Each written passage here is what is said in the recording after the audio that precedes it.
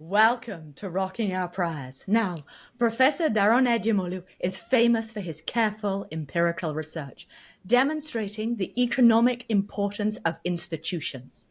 But here are two things about Daron that are really special. One, his comedy, and two, his curiosity. And right now, he's done a 180 to embrace culture.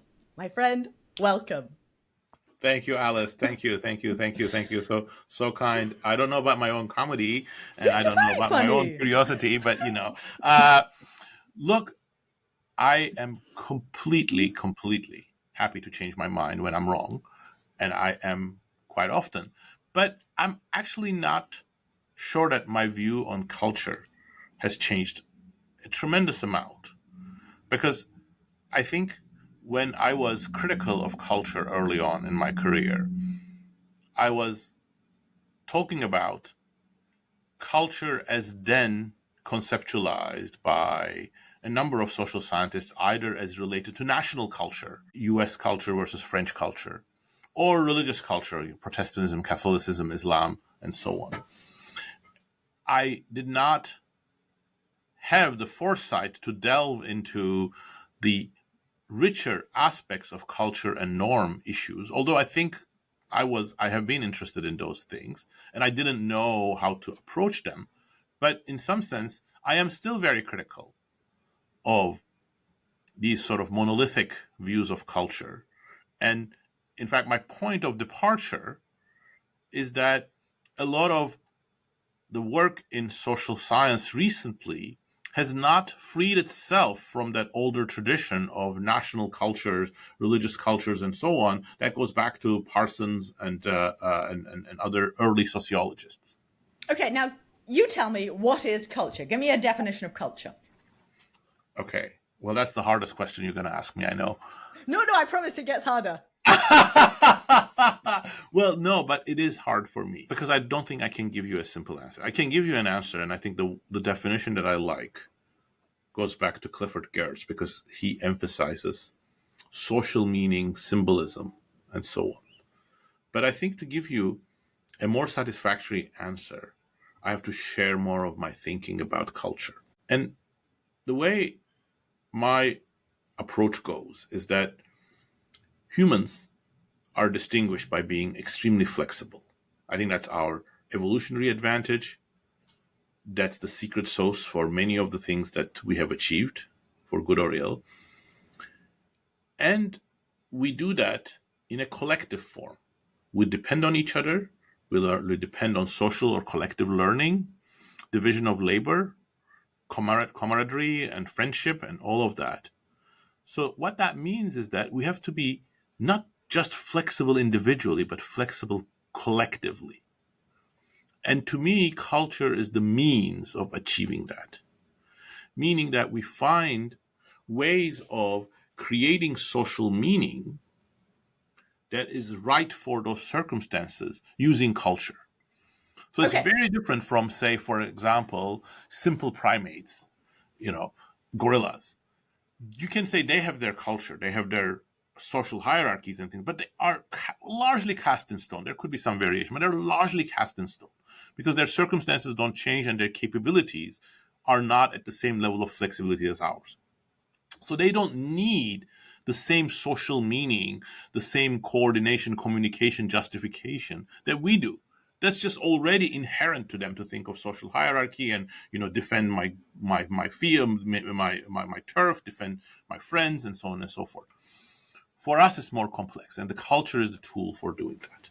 okay, here's another question. So, if we think of culture as a set of meanings, as toolkits, as attributes, in your schema, how do you think culture causally influences behavior? Like, why does anyone pay attention to a cultural attribute? Oh, because it's about our social justifications. You know, we are not cynical. We are changeable, but not cynical. I think we believe in things, and that's super important. We believe in religion. We believe in ritual. We believe in certain stories about ourselves, both individually and collectively, and those motivate behavior. And Okay, also, different cultures would deal with this problem in different ways, and those introduce new constraints. So once, at the end of the day, culture is like multiple equilibria. There are many different meanings that you can have. But once you make certain choices, those could then further constrain how you can use culture in the future. Yeah. Now, once you sign up for a religion and that becomes internalized through rituals, through community influences, through parental influences, it becomes very difficult to get out of some of the most strict aspects of that religion. Many religions are very flexible, many reinterpretable, but some of them may be less so or more so. And once you buy into that, you're going to be constrained by some aspects of it. Okay, may I push back a little? Of course. Okay, so that's what you're here for, right? Torture me. Okay. On a scale of 1 to 10, though. Okay, so let's push. Okay, so I would like to nuance it a little bit, because instead of thinking as this theoretical abstraction, this theoretical underpinning, I think it's important to recognize, I think it's important to root it in individuals' beliefs and their desires. And any individual, I think, can have two kinds of beliefs. One is your internalized ideologies, like what you believe is right or wrong, like whether you stereotype men are better at maths. And also what I call your norm perceptions, what you think is permissible, appropriate, revered, praised, or condemned within a specific network. And that can vary by network. When I go onto my street, I see that everyone has taken their recycling bins, so I want to do it too, so I don't look scruffy, right? So we desire network inclusion. Everyone wants to be in the MBER cool gang, so they learn what is revered and respected in the MBER community. And so I think this raises two issues. One is it's about neighborhoods, and it is about what we learn and we observe in information, we observe interactions, we observe media to learn what's cool in MBER, for example, or on my street. We desire inclusion, whether it's for economic prosperity, for network building, but also as part of social glue. So there's some really nice research by neuroscientists suggesting that, like, when we feel social disapproval, we feel bad, like our stomach knots, that we've done something wrong, we've been castigated. It's not just a materialist desire to conform, it's also a part of wanting group membership. And here, yeah, 100%. And in fact, I think that is the human condition. I think it's a wonderful. Okay, all right. So you're already persuaded. Okay, all right. But I would go even further than that. You gave a very materialist account. No. Yeah, you said, I want to be included in the NBER so that I could get the goodies of the NBER, whatever they are. Partly economic, but I think so. For example, Harvey Whitehouse, Robin Dunbar, Edward Slingerland, they've done really nice work on how rituals are really important, whether it's feasts, 100%. Weddings. That's why I already emphasize rituals, but even without that. So let me give you my own example. Okay, go. Just making your point. But even sort of the deeper version, more internalized version, in the United States, I apologize for this, but I never ever wait for a green sign for the pedestrians if there's no car. Oh, right. Okay. Like in a side street. I never do that. And I went to Japan and I see people doing that, and I started doing it. And it's not for a material benefit, and the Japanese were never going to include me in their network while I'm there for 3 days. Yes. But it's just like you see other people do it, and it increases a desire. It induces a desire in yourself to conform. And I think it's a deep human condition. Absolutely.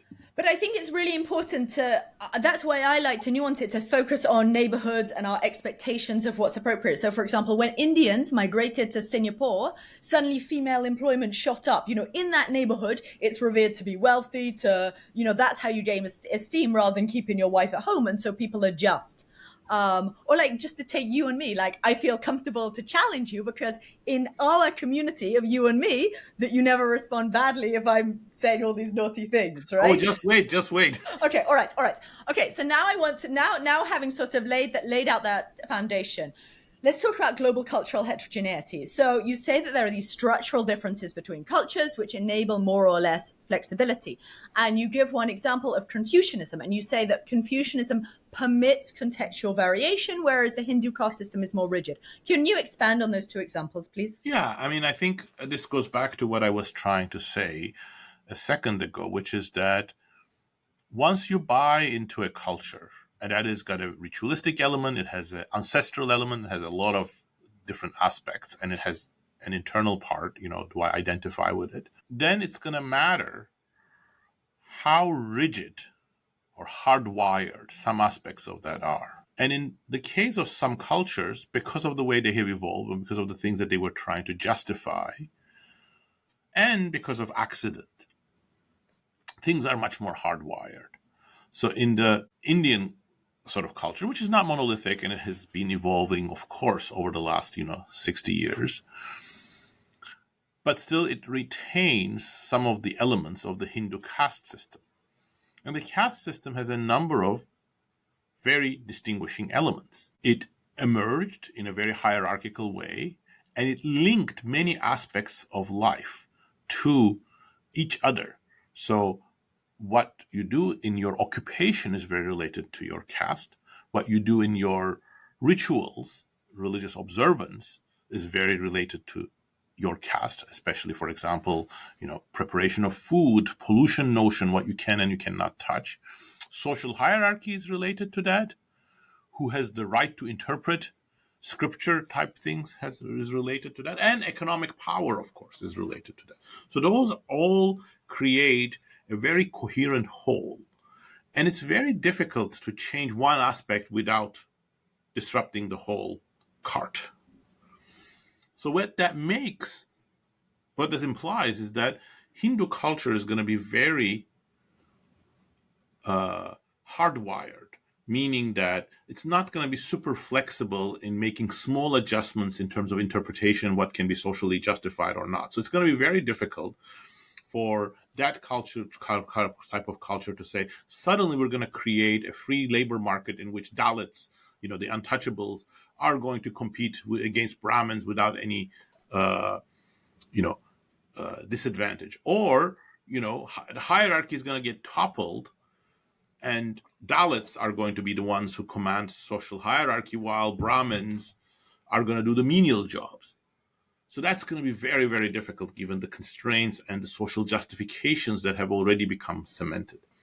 In contrast to that, I think, again, for a variety of historical reasons, when it evolved, how it had to contend with different dynasties and different circumstances, going all the way from a form of city-states to some of the very authoritarian regimes that went to the Qin dynasty, Confucianism was very much more changeable, reinterpretable, and also accidentally, I think Confucius himself wrote in a way full of allegory and double entendre, so which makes it very easy to reinterpret it.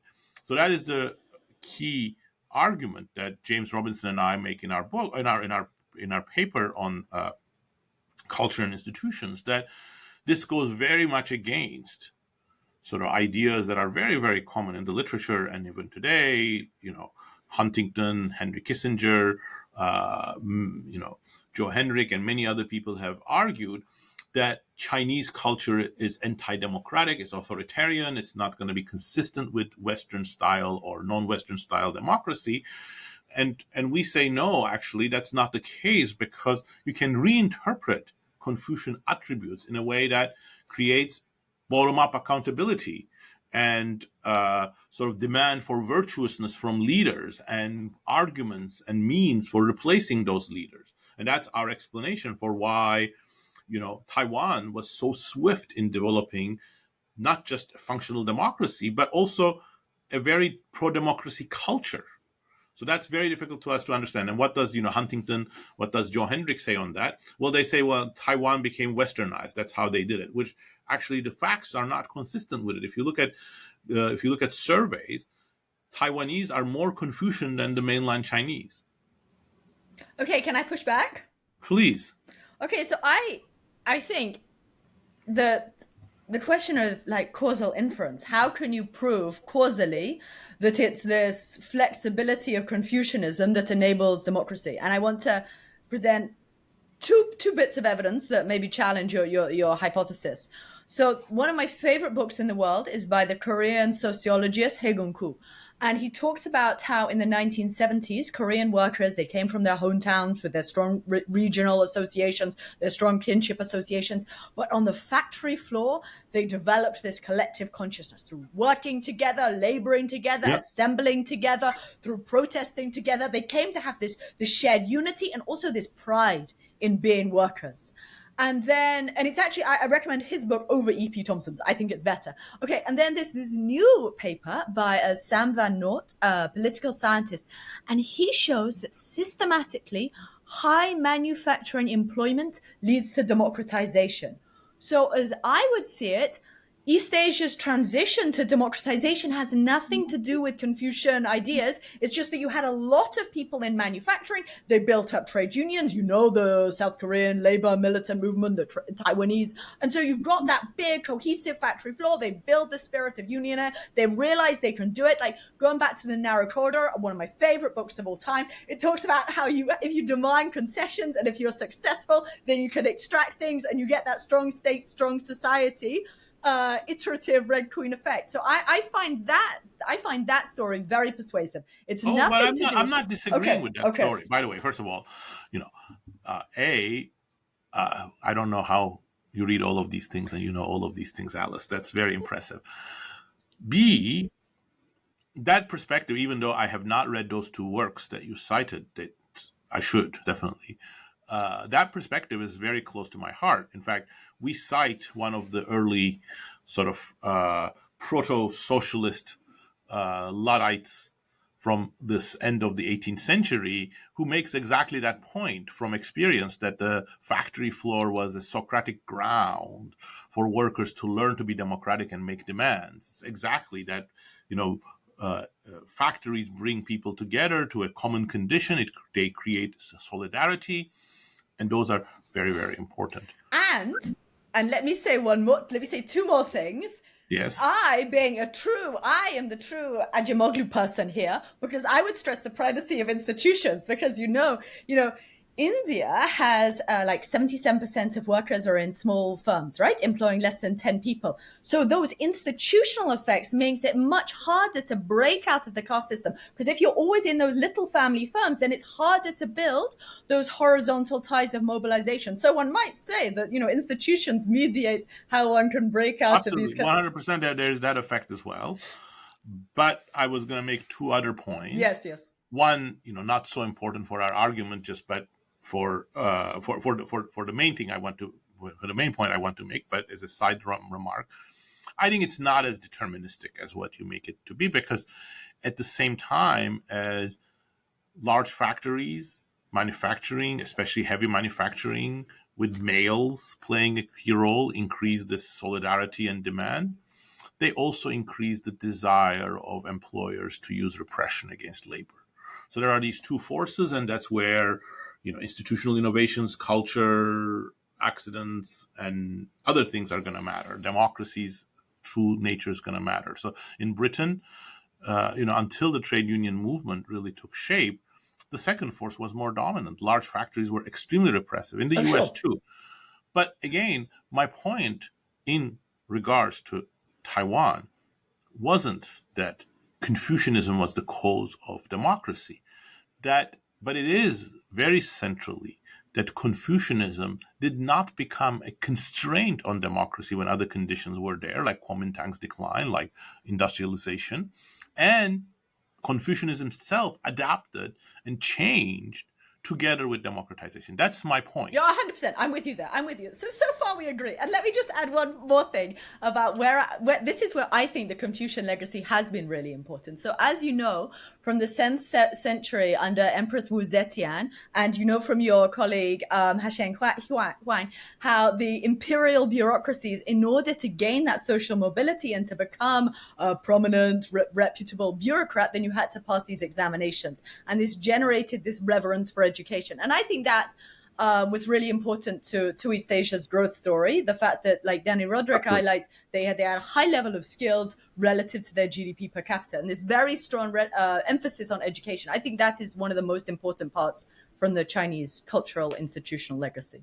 It is. I mean, it's. I think we don't. I would not claim to understand the roots of high state capacity in East Asia, it clearly has something to do with Chinese influence.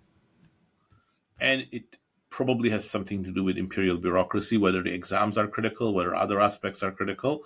But I think that's a super interesting thing. On the other hand, it is also true that the exam system really ossified certain things. Yeah, sure. Both in terms of the priorities that it created, the blinders that it created in its bureaucrats, and the limited social mobility. So when that exam system and the people who were trained in that exam system were threatened, that's when China becomes very unstable. Yeah, there's a paper on it. When they end their bureaucracy, then they have lots of roads. Yeah, we read the same thing, though. Okay. Now, now we have another challenge. I read a subset of what you read. Okay. Now, how does your model account for the fact that religions with similar theological foundations have since diverged?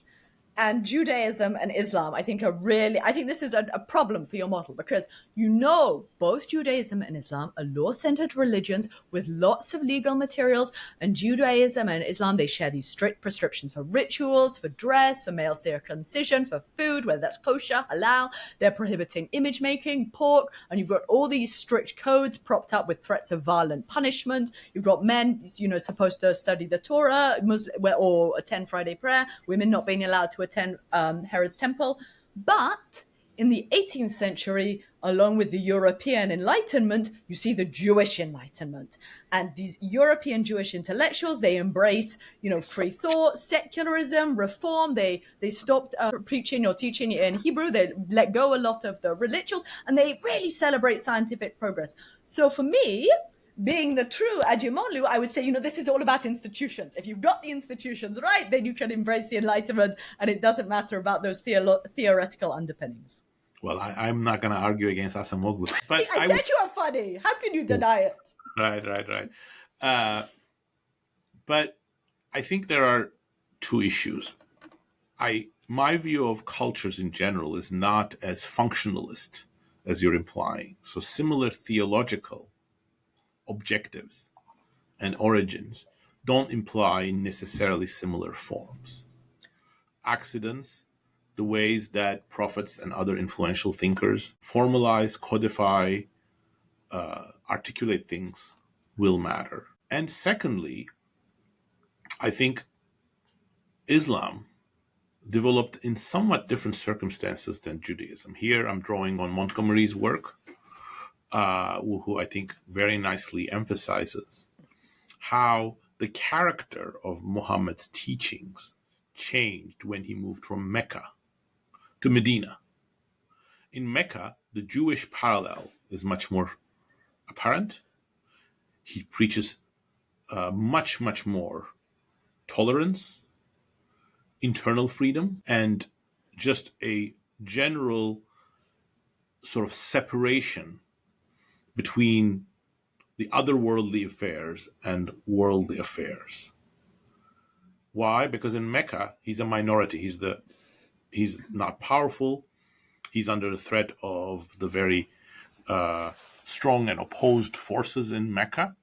But then when he goes to Medina, the circumstances are such that he then embarks upon a state building project. And that changes his approach, his teachings, his interpretation, and of course his practice. He's much closer, for example, to Jewish tribes, and in terms of both sort of understanding and cooperation in Mecca and early Medina, and then he turns against them later in Medina because they become a barrier to his state building efforts. That's when he actually uses Islam to field huge armies against his former tribespeople and former enemies from Mecca. So whereas for Judaism, I think for most of its history, it did not develop as a state religion. But that's because they didn't have their own state. Exactly. So this is why institutions are primary. So for example, but institutions here have their own effect. I would never deny that, of course. It's in my genes. But they are also having an effect mediating through the form of religion. And even with that, Islam was much more flexible early on.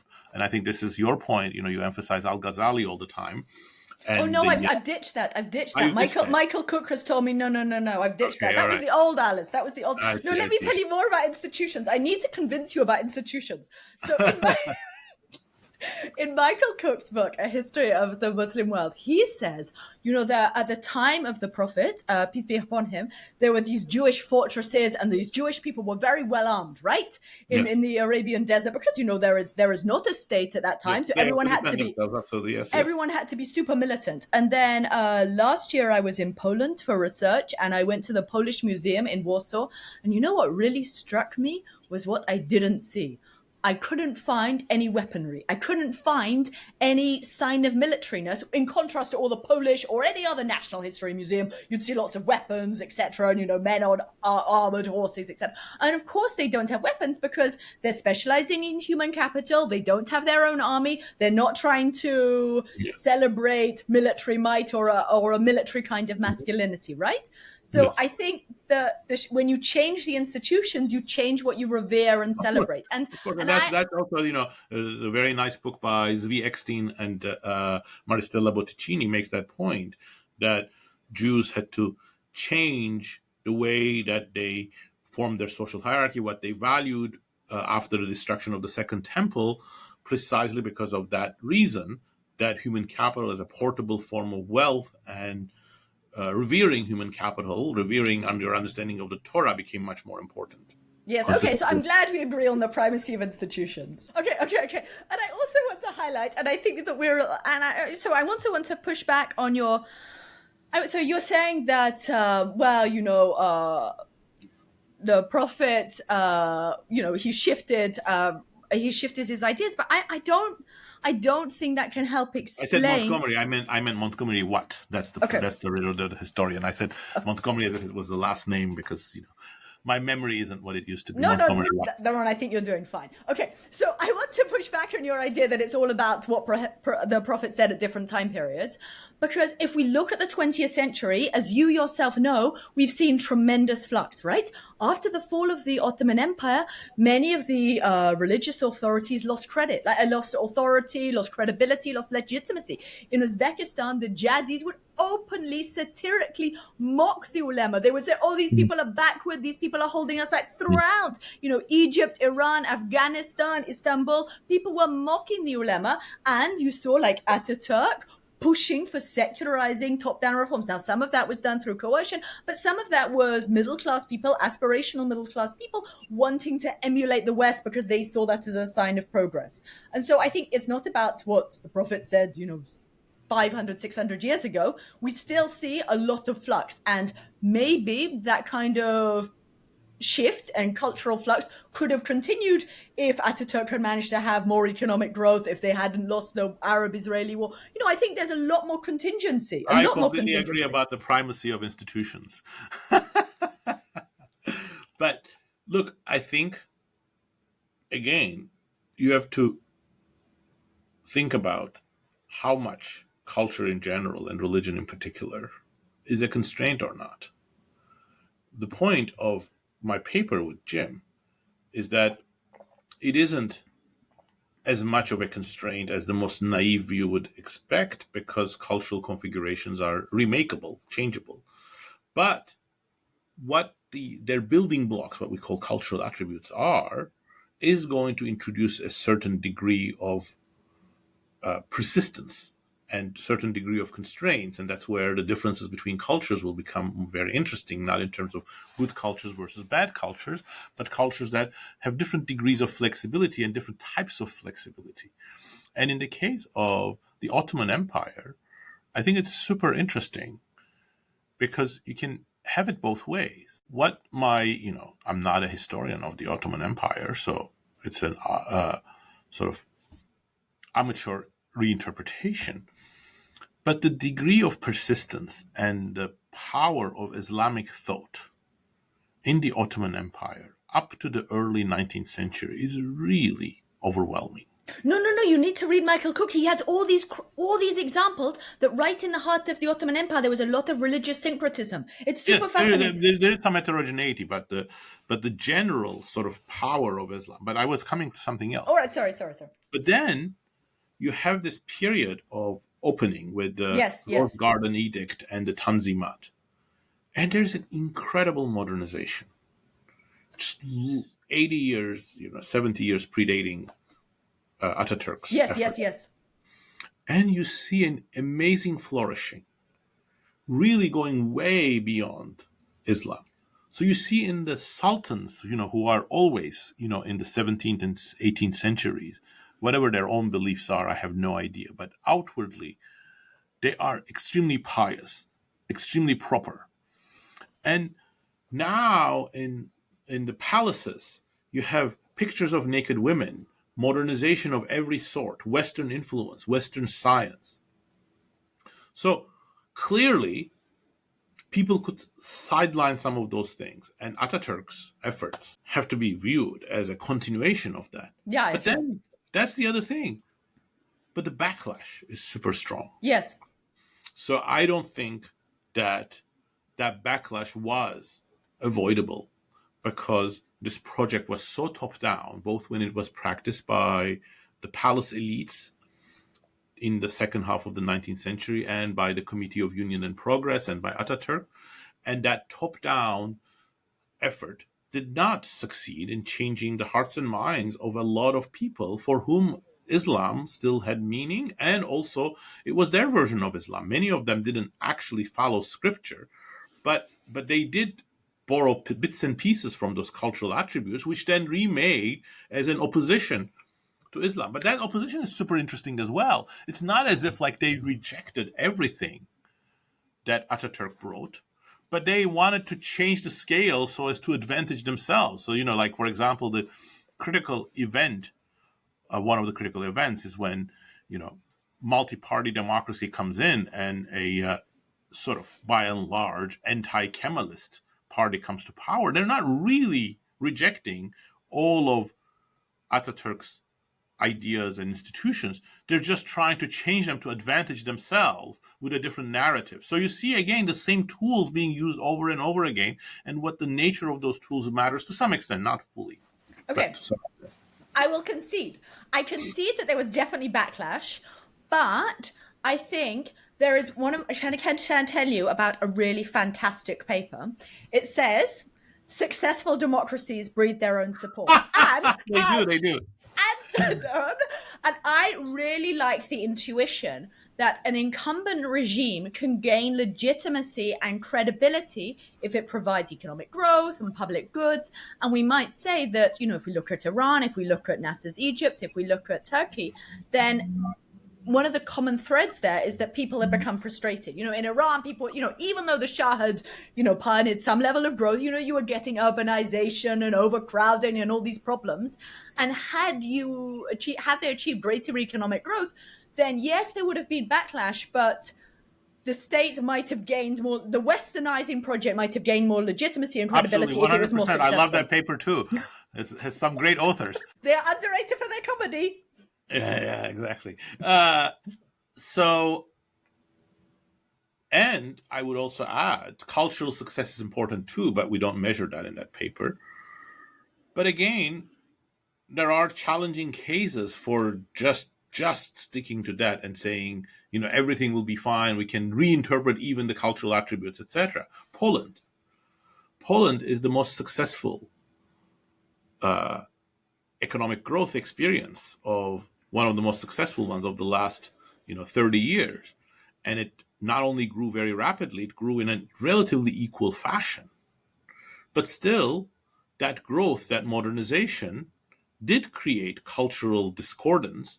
And what do people turn to? They turn to old Catholic ideas in order to channel those things, because those are the tools they have in their hands. And Poland's tensions did not need to turn into a debate about abortion, but those are the tools the Catholic Church or the Catholic doctrine gives to at least sort of the conservative reading of Catholicism in Poland. So perhaps it's not a surprise that that's where you get. But Doran, I think Poland is proves my point. Right? Poland's achieved rapid economic growth, phenomenal economic success as a result of joining the EU. And if we look at what's happened since the last national election, they've defunded the government funds for the Catholic Church. There's been massive. But like yeah, I think that came proves that people are on after board. 8 years, and a razor thin margin. It could have Yes, Poland could have but gone I think another way. I think this proves that people think that I think that So I was in, as I say, I was in Poland recently, and my interviews there, I was in Krakow and Warsaw and Poznan, and people the vast majority of people recognize that joining the EU has brought all these benefits, and they want to get on board with that geopolitical project, and that's another thing we could Not address. the vast majority of people. Some people. I think this is one little mistake that we make all the time. I think. And this relates to the notion of cultural struggles in my paper with Jim as well, which is that once you have a flexible culture, not only are you going to get potential change in social justifications over time series, but you're going to get it at a given point in time within the population. And what that implies is that we're often going to have cultural struggles. Some side believing in the divine right of kings, the other side reinterpreting the world through popular sovereignty. And that's I think, a good model for many of the struggles that we have today around the world, in the US, in France, in Poland, in Czechoslovakia, in the Czech Republic, in Turkey. And when that somehow, I have no theory for this, in many of these cases, during these turbulent times, the two sides are relatively evenly matched. And then sometimes one side surges ahead, and then all the talking heads say, look, Poland rejects modernity. And then another reason, later thin margin, and Tusk, rather than, the more sort of social conservatives, get the majority. And now we say, oh, look, Poland proves, support for democracy wins. But I think actually what we're seeing is this struggle. Well, same thing in the US, same thing in France. Okay, so I agree. Every single culture has its mix of progressives and conservatives, and there's always a struggle.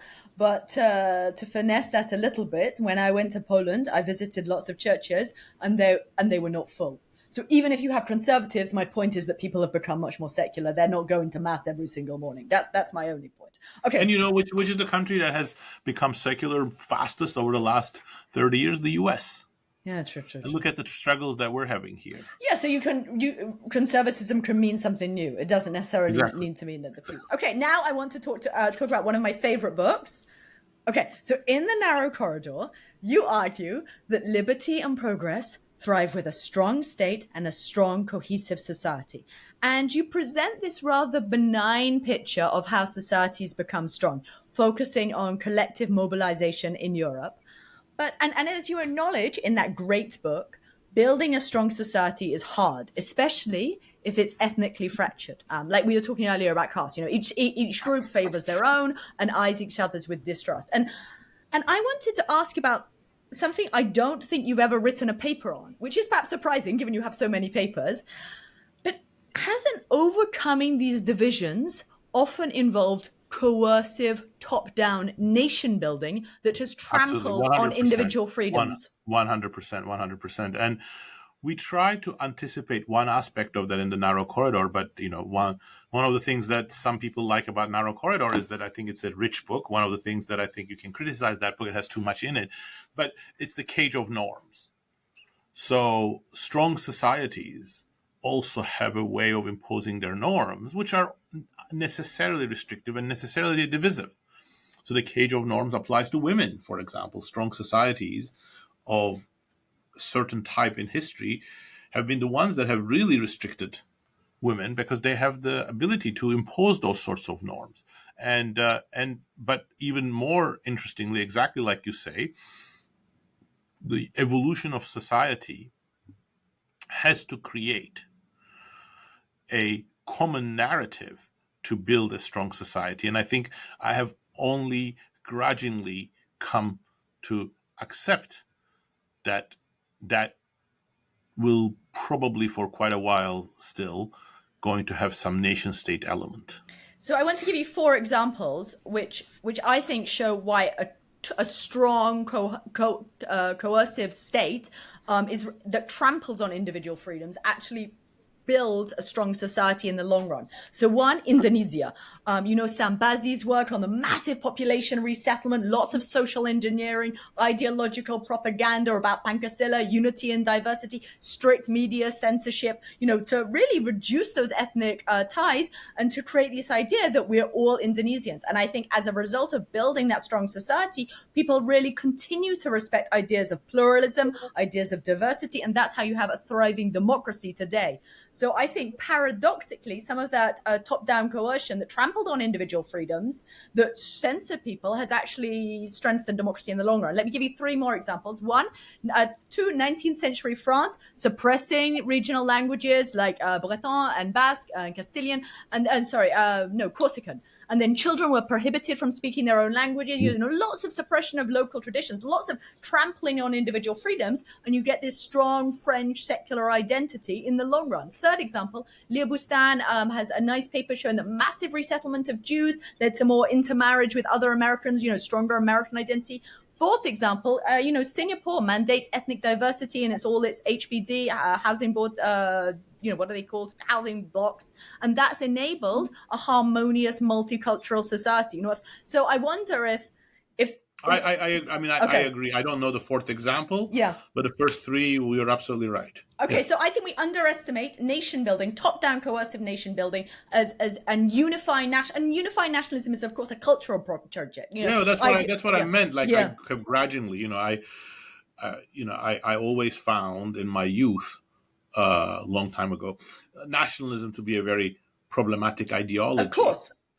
But I think nationalism is one of the sort of justifications that make people rally around something that can then turn into democracy. And it's not the only one, but it's been a very common one. And we've seen that, and going back to your idea about how ideas can be reappropriated, we've seen Kamala Harris at the Chicago DNC, they use national pride in a very progressive way, right? Reclaiming it from the right. I think that's very, very important. Yeah. I mean, I cannot believe that it took Democrats so long to actually see that they've been digging their own grave by turning, nationalism and patriotism over to Republicans. And I think that was a great forward-looking move. Okay, great. So you are with me. Okay, now here is my next question. So in The Narrow Corridor, this is my final question on that book. You argue that a strong society is an important prerequisite to prosperity and liberty. Your idea is that, once a society organizes, it will push for greater freedoms. But I wonder if that is contingent on cultural preferences. Because in Indonesia, we've seen that many Muslims have pushed for jurisprudential Islam with very strict restrictions, in ways that say, you're not allowed to do this, you're not allowed to do this, women shouldn't go here. And doesn't that show that liberty isn't just about having a strong society? It's not just a matter of social cohesion, it's a cultural preference for liberty.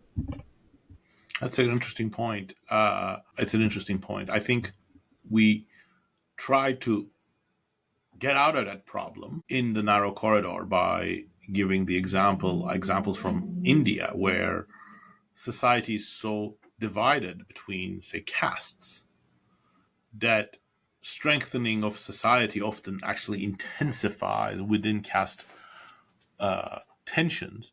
And sometimes, when it brings Dalits to local power, it is so divisive that it doesn't actually achieve what that sort of empowerment might have done.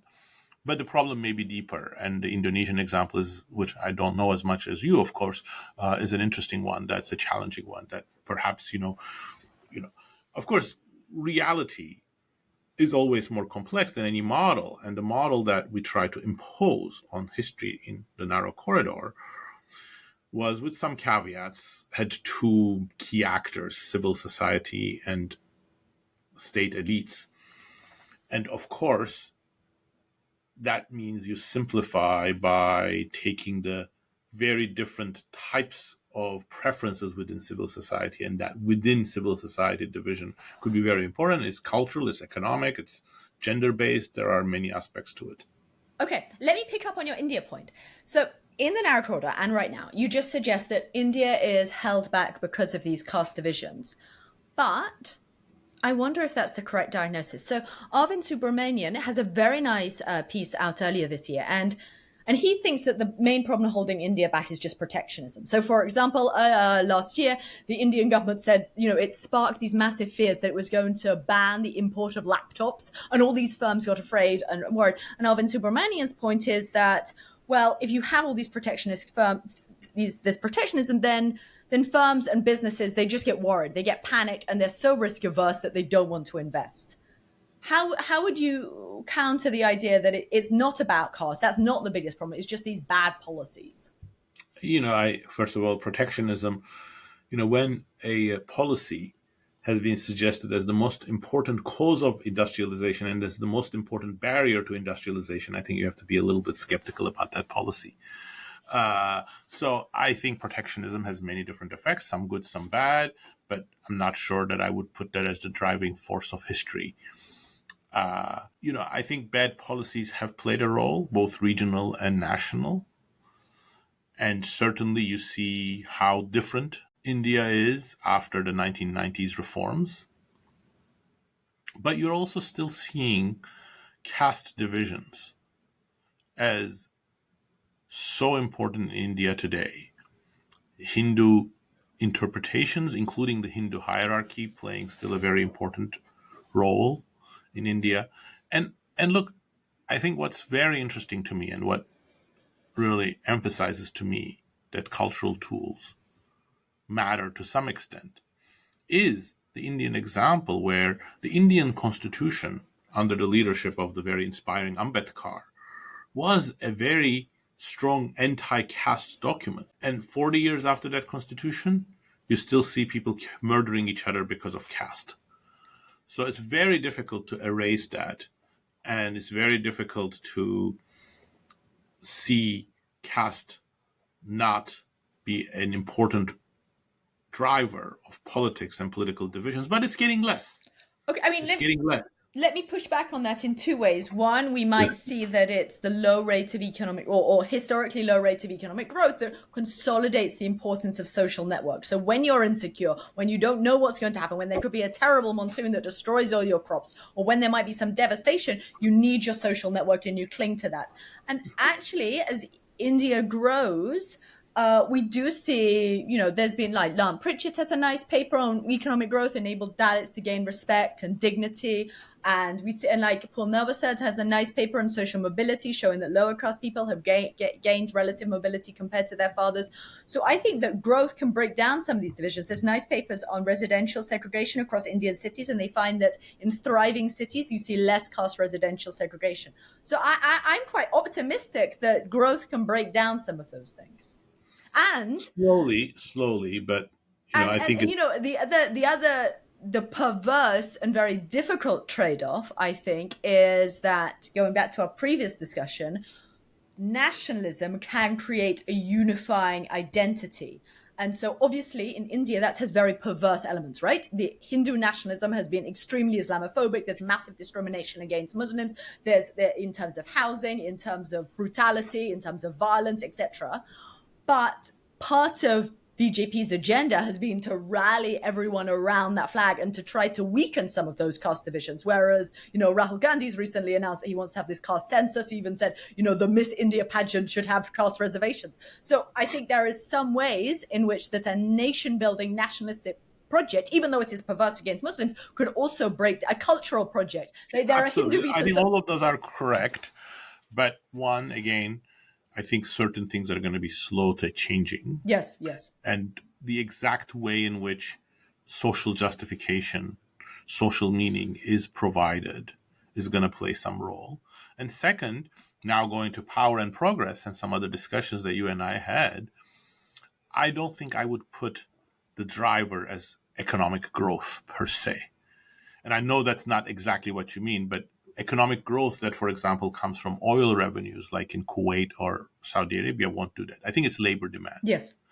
I think it's the higher wages in the outside sector that then start pulling people away from sort of traditional networks, traditional domestic relationships, traditional sort of cultural traps that then have this sort of transformative effects that people can now, take the risk of going somewhere somewhat different, including internally, including in their own interpretation. Yes, let me give you a point of evidence that backs up your claim. So there's a demographer, Etienne Breton, and he shows that men are more likely to live in nuclear families if they have a salaried formal job. Right? So if you have economic security, you're less likely to live with your parents. You're breaking down some of those bonds at the local level. Okay. But that also means the possibility that if automation Yes. becomes the only game in town, that's going to have some unforeseen implications for cultural dynamics. Yes, I agree. Definitely. Definitely. Okay, now I have a very softball question for you. This is my most gentle question. Do you think you're right that, do you think that China's economic problems and its refusal to reform its economic growth model proves that you are right about the primacy of political institutions, that you need democracy to challenge crazy ideas, crazy policies? Yeah, I think to some degree. My interpretation of China, again, I'm not an expert on the Chinese political system, but is very different, I think, than what you read in, say, the New York Times or Washington Post, that somehow China had a good system going and Xi Jinping came and changed it. That, there was this circulation of elites, elite control of each other, and Xi Jinping changed that. I think I completely disagree with that. I think Xi Jinping is a continuation of the system. And the system was stuck. And the system was stuck in the following way, that already in the 2000s, China should have transitioned from export-led growth to more internal-driven growth, which means more middle-class consumption, more middle-class empowerment. But as soon as they tried that, they saw the risks of that to the Communist Party. So they had to improvise. And that's where the state capacity comes in. They have great improvisation capabilities. And the improvised model that they came up with way before Xi Jinping, Hu Jintao, perhaps Jiang Zemin are already sort of implementing this, is give the middle class some power, more consumption, more access to certain things, but severely limit the overall middle class internal consumption growth driven model and increase surveillance, nationalism, and other things in order to keep the middle class in check. So it's no surprise to me that the stronger nationalist curricula, the stronger nationalism, more more sort of online censorship, and then emphasis on AI and social credit system all come as this sort of struggle about what the middle class should be and what its economic role should be is sort of playing out. And Xi Jinping is a continuation of that. And these tensions are completely driven by the political institutions that China prioritizes to defend. Can I just clarify? I hadn't heard that argument articulated. You think that low consumer spending is a direct target of that they want low consumer spending? I thought that was an indirect consequence of some of their other priorities. It's an indirect consequence of the fact that they are trying to limit the empowerment of the middle class. Okay, now, having given you that softball question, which I thought you would like to... Now comes the hard one. So, scholars of East Asia's rapid growth often stress, following Peter Evans, embedded autonomy, that the state could discipline firms and impose export targets. And political centralization has also enabled labor repression, keeping wage costs below productivity, which aided international competitiveness. To what extent might you concede that authoritarianism at low levels of GDP per capita, low levels of country wealth, actually enabled successful industrial policy in South Korea, Singapore, Taiwan? It's a difficult question. I don't know the answer to that. So first of all, in my empirical work, which I believe, where we looked at the effects of democracy on economic growth, yes, we not only looked at the average effect, but also we looked at effect by different levels of economic development and different levels of education. We found no evidence that the effects of democracy at low levels of economic development are any different. So we did not find any evidence for the idea that when you are economically poorer, you should prefer authoritarianism and only you should graduate to democracy for just economic reasons. You should graduate to democracy when you become somewhat richer. That being said, that's pooling across different countries with different weights, depending on who democratizes, etc., given our sort of within country estimates. So perhaps it's not leveraging enough of South Asia, and the relationship could be different for in South Asia. That's certainly possible. It is also true that in South Asia, we have some example of pro-developmental authoritarian. General Park in South Korea, Taiwan, Singapore. However, I think you see that in all of these cases, this wasn't an unconditional relationship. Kuomintang, same leadership, same ideology, was a very anti-developmental force in China. And even in Taiwan, they were very cautious, especially with the indigenous community and markets and things like that. Soldiers before General Park in South Korea were not very interested in economic development. In both Taiwan and South Korea, the specter of communism was very important. General Park may not have been such a developmentalist if it wasn't North Korea's threat and the fear that these workers in factories that had become quite well organized and radicalized might actually say, we throw our lot with the North Koreans. In the case of Taiwan, it was a life and death struggle for the Kuomintang. So I think the state capacity is there to use it for pro-developmental reasons, and you can go some way with that, with extractive growth, as we called it in Why Nations Fail, or despotic growth.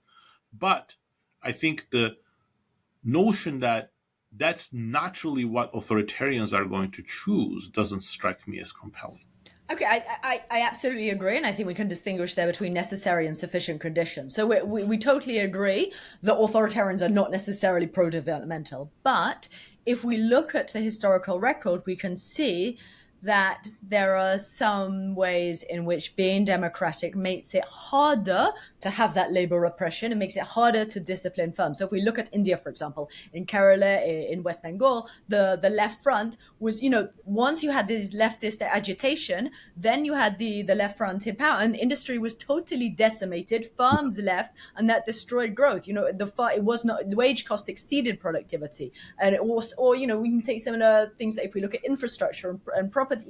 If you have these strong mobilized groups protecting their land, and everyone wants to protect their land. I would be up in arms if someone tried to destroy my beautiful house, right?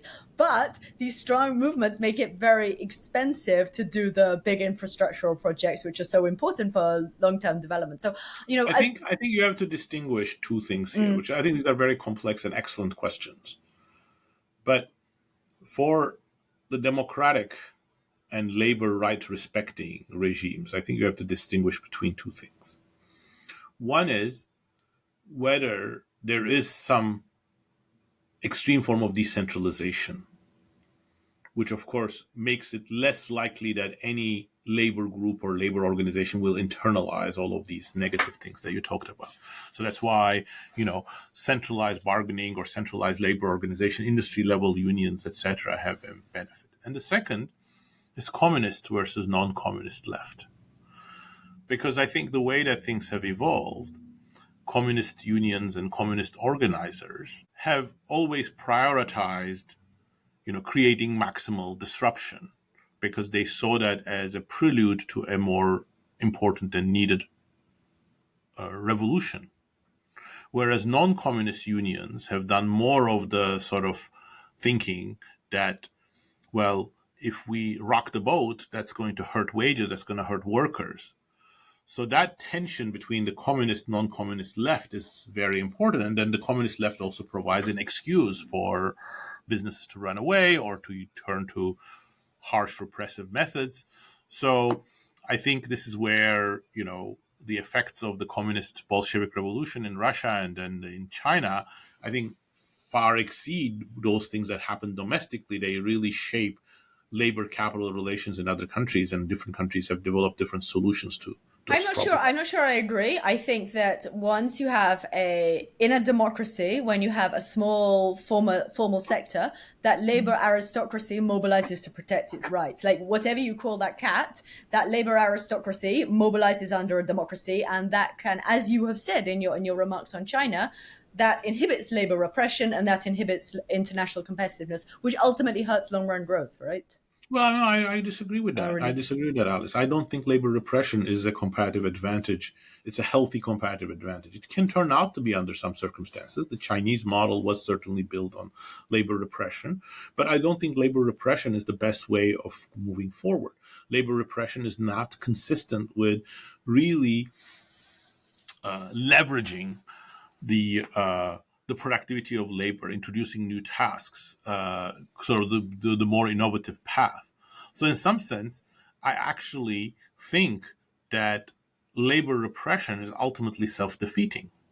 Well, I think we can we think about it at different levels of growth. So, for example, in South Korea, when they were just doing the assembly stuff in the 1970s, then maybe it's an advantage to keep wage costs below productivity. But then it's great that South Korea democratizes because then you can have all the innovation and all the property rights, and you're confident that your innovation will have these big returns. My Well, I think the second part of your statement I completely agree with. The first part I think is open to question. You Okay. may be right, you may be wrong. I don't know. Okay, all right. So here's let me put it. I just want one question on this. So okay, so let us suppose Tiananmen Square had led to democratization. Do you think that China would be leading on electric vehicles today if that happened? I think that China would not have led in apparel and textiles in the late in the two, but whether it would lead in higher tech sectors, including perhaps EVs, I think is an open question. Because I believe, and evidence is not conclusive, so there's an element of belief here, but I think I interpret the evidence as not inconsistent with it. I believe that free labor that adjusts to circumstances, acquires tacit knowledge, uses creativity in a flexible way, is the best vehicle for long run economic growth. And labor repression interferes with that. So it can sometimes create a short run advantage. Obviously, if you make a factor cheaper in a Ricardian world, that is going to have international growth consequences. And that is especially true for open economies, not so much for closed economies. But I do also believe that's a short term phenomenon. Okay, but forget the labor repression. Let's think about the political centralization that's enabled the technology extraction. Like, would a Oh, democratic that's super China have important. had all That's that? super important. That's super important. Of course, of course. I think you cannot understand Pakistani or Russian nuclear weapons program without nuclear technology extraction from the U.S., and you cannot understand Chinese success in some industries from the 1990s, late 1990s onwards, without looking at the more decentralized form of technology extraction. Okay, now I have my final question, which is perhaps my most heretical. This one Go you for will it. hate it. Okay, you ready? Do I have a right to invoke my Fifth Amendment right to not? No, no, this one is so bad. This one is so bad. You will be cross. You will be repulsed. You will throw down your street. Okay. So, I've recently been reading some environmental history. So, the scholar J.R. Neal, he argues that the Middle East and North Africa had a very distinctive geography. So it was a patchwork of farmers and pastoralists. And often the land was so marginal that farmers in the Ottoman Empire might leave to become pastoralists. And the Ottoman Empire really tried to keep them in their fields, but, they tried to do settled agriculture so it could have the taxes, but it was tough. So people just, they left and they became pastoralists. And so you had this patchwork of farmers interwoven with mobile pastoralists. And sometimes that led to cooperation. but it was also meant subject to raiding. And so this was a really distinctive kind of warfare, because unlike India or China, which had, the Great Wall of China to keep the nomads at bay on their wall, this was like throughout the entire lands, around every city, you have that constant nomad attack. So your agrarian plains are limited, which limits your funding, limits your tax revenue, which limits your state capacity. And you just don't have the state coffers to fend off those constant raids. And so we see across the Middle East and North Africa, these walled cities, right? Because they're constantly under attack. And so, contrary to a lot of political scientists, like Amit Kuru, like Jared Rubin, Ahmed, they say, I think that actually you don't have religious authoritarianism. And Michael Cook is sympathetic to this view, that actually geography could have meant weak state capacity. Interesting.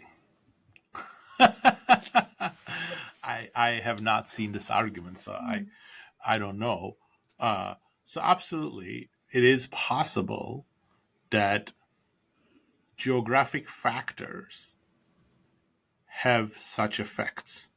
This is something that we try to clarify a little bit in going back all the way to the colonial origin paper. So one question that people asked, and so I'm taking a diversion, but I'm going to come back to your feel free. question.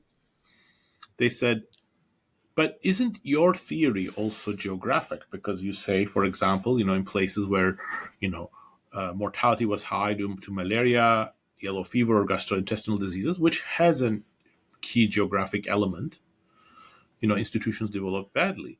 And I say, yes, geographic factors influenced institutions, influenced economic arrangements, but I wouldn't call that a geography hypothesis that is the geography itself, because it's happening in a given context, in a given historical and economic and institutional environment. Take it in a different time, and the same geography will have very different consequences. So, yes, geography that creates raiding would have certain influences when tax revenue is scarce and state capacity is low because, modern communication, modern transport is not there, and a far-flung empire is trying to rule things. But it would have very different consequences today.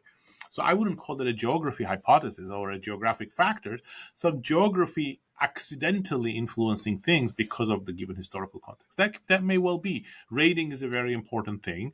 And, you cannot understand the history of Europe without thinking of the specific geography that really brought the Asian